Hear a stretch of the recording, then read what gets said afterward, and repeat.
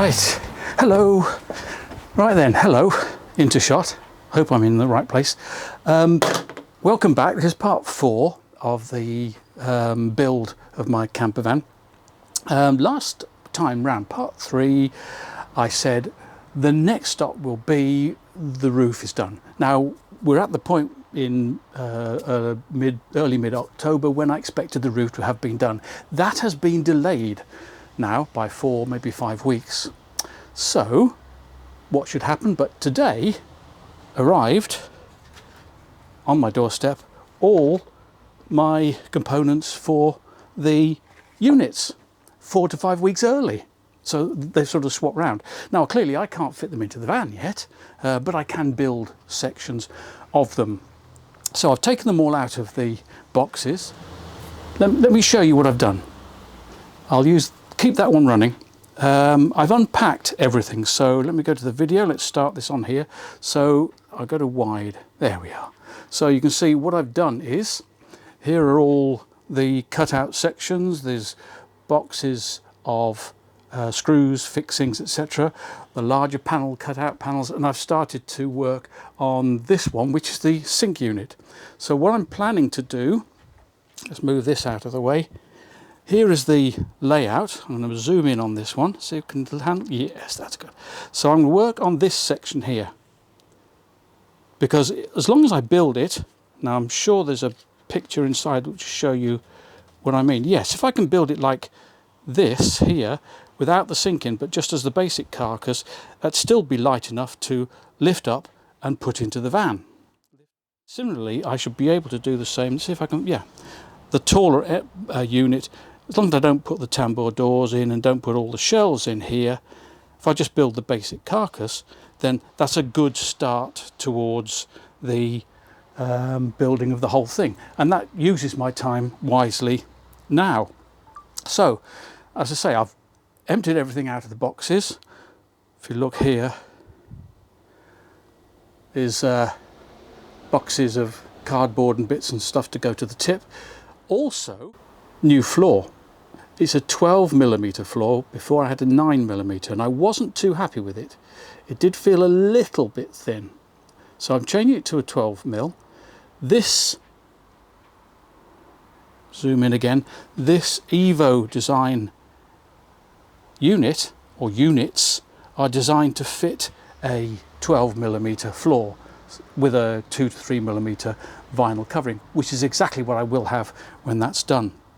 So everything's laid out. I'm going to start putting things together and just do the basic carcass. I know I still won't have enough to occupy 4 or 5 weeks, but it keeps me busy, and I'm quite excited about getting all the bits and pieces and see what they look like. So yeah, we'll start on that and I'll show you what I'm going to do.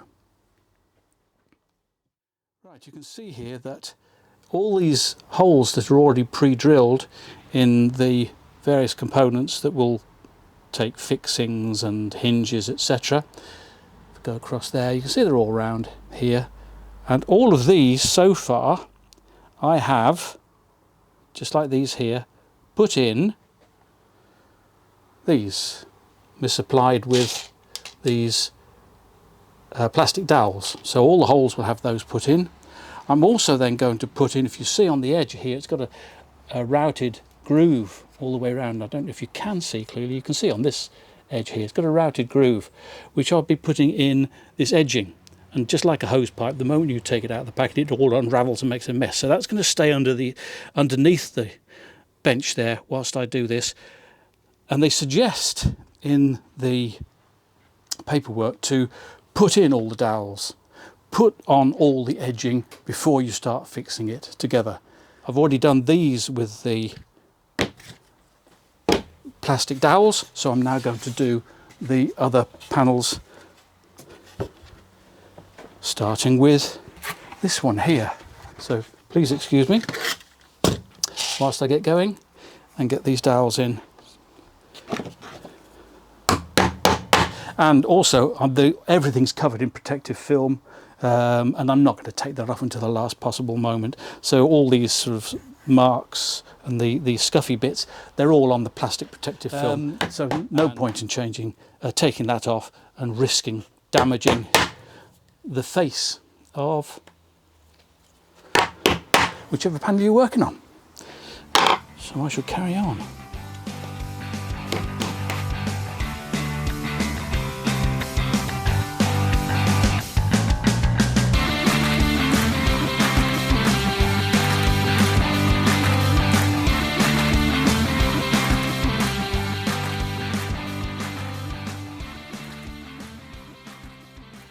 Right, so it's on to now the edging strips that I've got underneath the bench here. So let's choose an easy one to do. And what I'll do is, because it's quite late, where I look at the clock up there, 5:45. So yeah, I'm just going to do a trial one.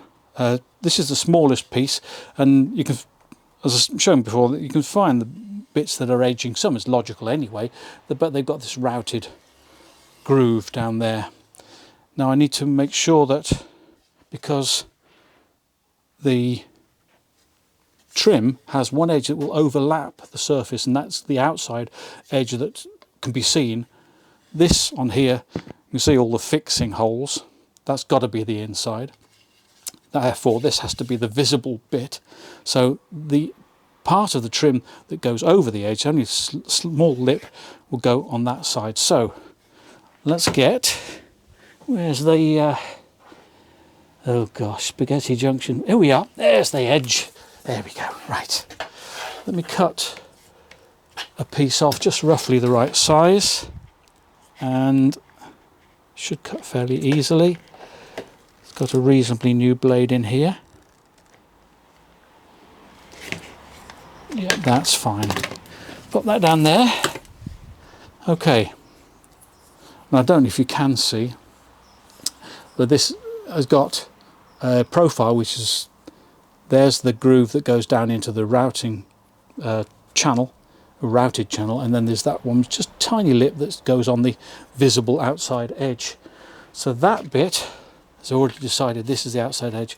That's got to go in that way, so that little lip goes on this side. Right, let's see. I've cut it slightly too long, which is fine.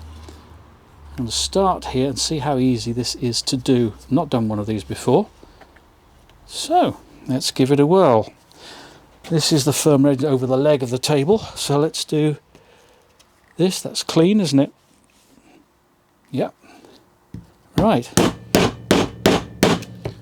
Oh, that fits in nice and easily, doesn't it? Let's go along.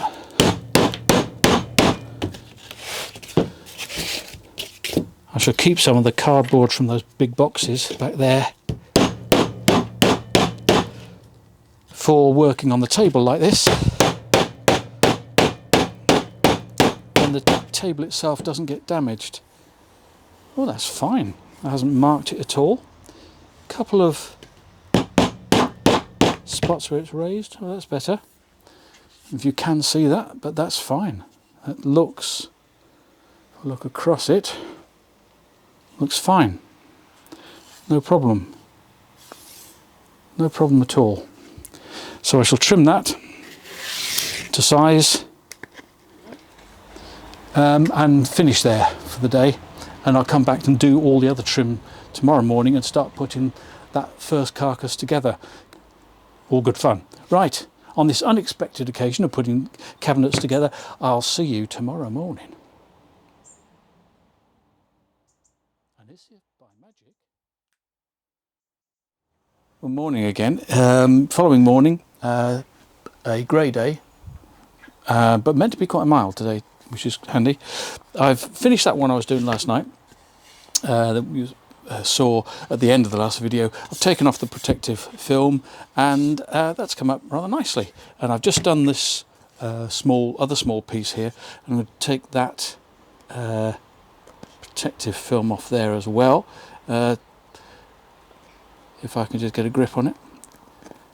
There we are. Gotcha. Just peel that off. And the same on this side. And then those two pieces are ready to go. They've got all their dowels in. So what I want to do this morning is just go through, if I may, for you, the guidelines they put in about fitting this edging around corners and the like, just to show you what they recommend.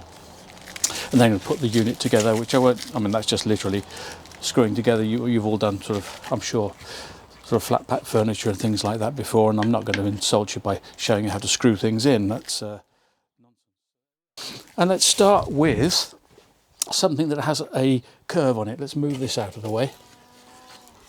And I think possibly the best thing to go for is the worktop, because that's got a number of curves on it. First things first, let's get a piece of the edging which is the right size. So down to the knitting pattern down here, and let's find the end. How can that be? I only just, yes, there it is. I was say I only just took the small piece off for this and put it back carefully, and already I've lost the end. Right, pick it up, have an extra length. There we are. Right then.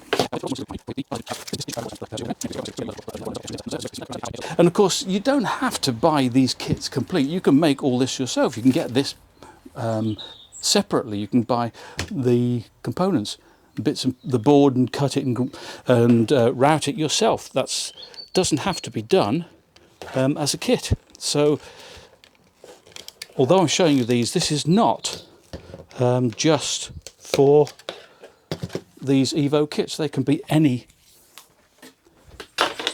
product, and as I say, you can buy all the bits and pieces and do it all from scratch yourself, which is perfectly okay. Right then, here we are. I've got this trim here, which you can see. Oh, my phone just pinged. That's been cut through, and you can just about see there's the little lip that goes over the front surface, the visible surface. There's the flatter side here, goes into the bit that can't be seen.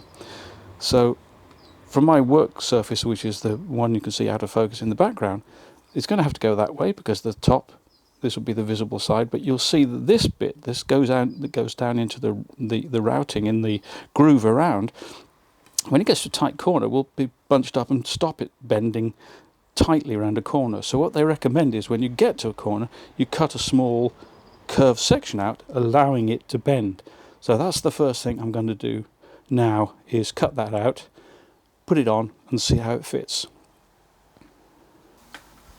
Right, and I'll come back again. Here we are, and you can see I've cut a small section in there which will allow that now to bend nicely around a tight corner.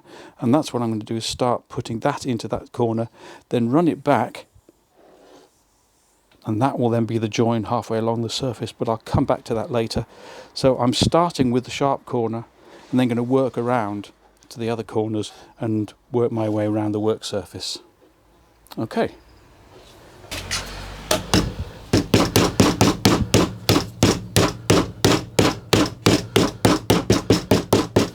Right, that is where the join will be eventually. Obviously, when I've got all the way around to this side, I've cut in here quite an acute angle there to go around this sharp bend. Well, yes, it is a relatively sharp bend, so let's pull it down. And that fits very nicely in there. So let's go down and meet the next corner. Move it this way so we can see, and round that nice tight corner. I'm pulling it this way to make it stretch. I don't want any sort of bows in it, but that's fitted rather nicely. Pop it in there, move it down a bit. Now this curve here, because it's a curve going in the opposite direction, this curve's a concave curve, I've simply cut some grooves into it. I don't know if you can see here. Let me see if I can see this. 3 cuts, one in the middle of the curve, one either side, so it allows it to open up rather than condense. So let's pop that in.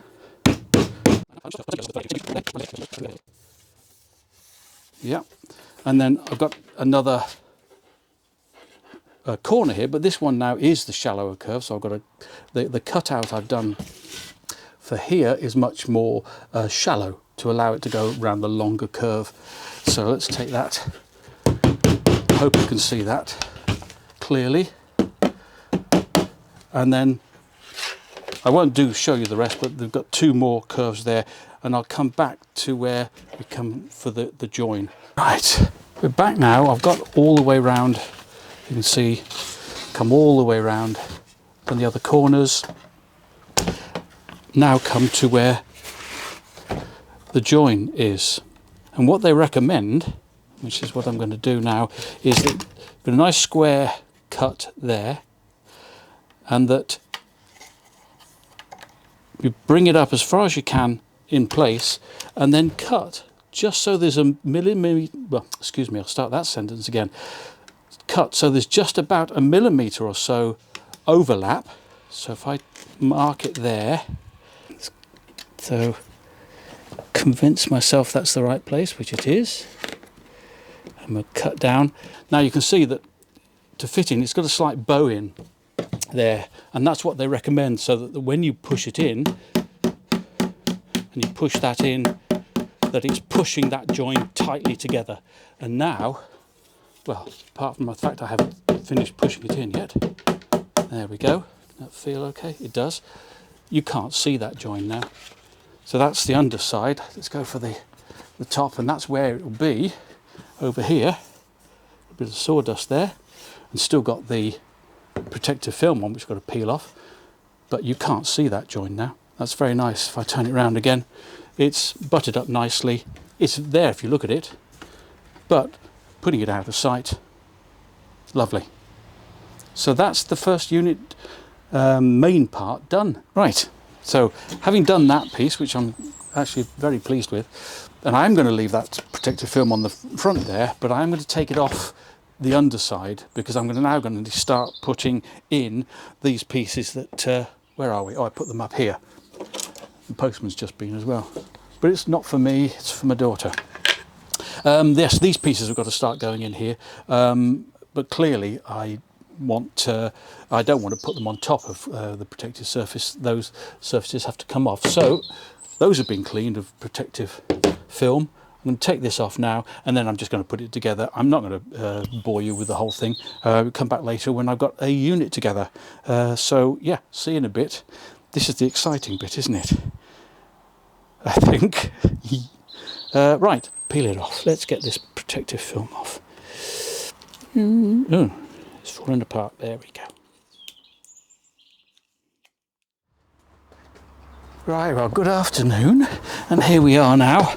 This is mid-afternoon, and so far then, this unit, which is the sink and hob unit and storage unit here, is largely intact apart from the drawers and doors and things to put on it. It's certainly not fixed in place at the minute. This one has just got the 3 outer sections to it, nothing done on the inside, because that's going to need trimming and sorting out to fit it more neatly. But I just wanted to have a look, see what it was like, and I'm really pleased with that. It fits in nicely. That's my seat in the driving position at the minute, and it fits snugly there. There is a little bit of movement in it, but that will need trimming at that end. It's not a problem. So in here, that's where my removable fridge will go. There'll also be a drawer above it. The sink bowl will be going into here. Let's just stand back out of the van. You can see roughly what it's like from this angle now, and yeah, I think that's looking pretty good.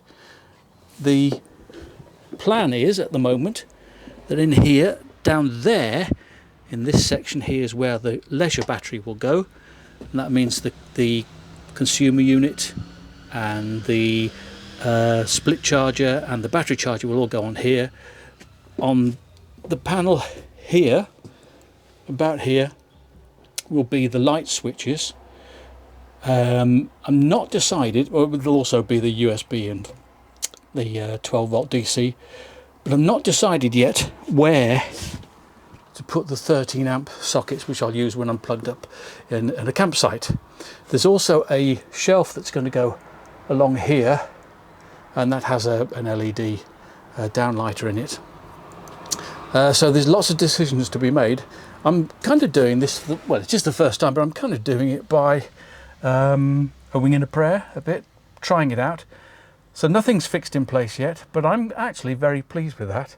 So at the moment, with that in mind, let's turn that off. With that in mind, I think that's as far as I want to go at the moment. Yes, so I'll see you in about 4 or 5 weeks, and hopefully this thing will be done. Bye for now.